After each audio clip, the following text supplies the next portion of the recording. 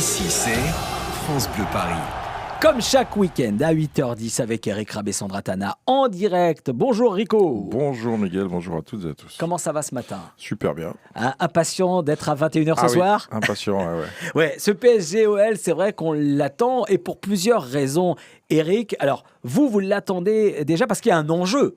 Ouais, il y a un enjeu, continuer cette invincibilité, battre le record de l'invincibilité qui est de 8 matchs d'affilée avec victoire. Et là, la 9e ce soir installerait le PSG dans l'histoire parce que ce record datait de 1936, donc 82 ans avant de battre ce record. Donc s'il rajoute en plus une difficulté pour la prochaine équipe qui essaiera de battre ce record, je pense que ça va durer longtemps. Il y a un autre enjeu, c'est vraiment encore agrandir l'écart avec les autres. Exactement. Alors cette affiche pourrait ne pas passer pour une affiche parce que c'est le premier contre le 5e et il y a 10 points d'écart entre ces deux équipes. Donc on pourrait se dire mais c'est quand même le prétendant de juste derrière le PSG dans ce championnat. Pour vous, c'est l'équipe la plus forte? Pour moi, c'est l'équipe qui est capable de poser des problèmes à Paris.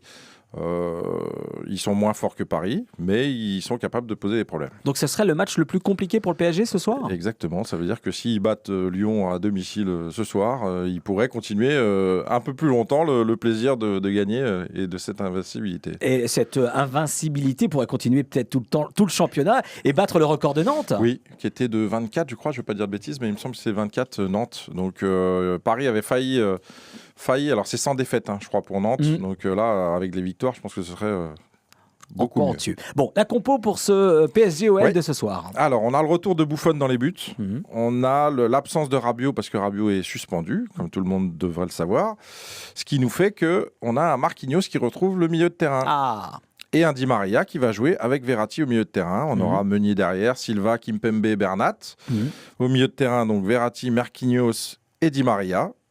Vous savez que Tourelle veut jouer avec les 4, donc il trouve toujours une place pour Di Maria. Et devant, bien sûr, nos 3, Mbappé, Cavani, Neymar. Oui, c'est anecdotique, mais on le rappelle quand même, la MCN qui est un trio qui est le plus décisif, quoi. Exceptionnel, oui. La saison dernière, ils avaient fait un début de saison incroyable. Alors là aussi, même si c'est moins flamboyant, mais je pense qu'on est capable de battre cette saison quasiment tous les records. Bon, méfiance ou pas alors ce soir? Alors méfiance, oui, parce que c'est l'équipe qui a battu Manchester City chez eux.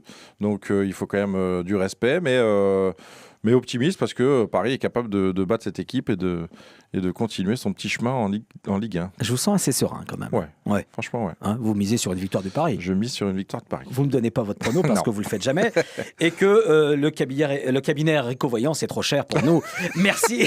Et pour match ce soir en direct avec Bruno, donc à partir de 21h à vivre avec Bruno et Eric au Parc des Princes, comme tous les matchs du PSG à domicile, et Ségolène ici en studio, bien sûr. Bon match et allez Paris! Merci, allez Paris.